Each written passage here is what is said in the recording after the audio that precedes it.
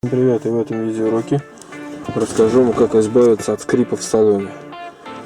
Значит, можно сделать вашу русскую машину полностью герметичной. Значит, если вас достали скрипы в салоне, остановитесь вообще и вот стукивайте кулаками в салон. Вот здесь скрип идет, да, вот эти вот подтяните. С этой стороны.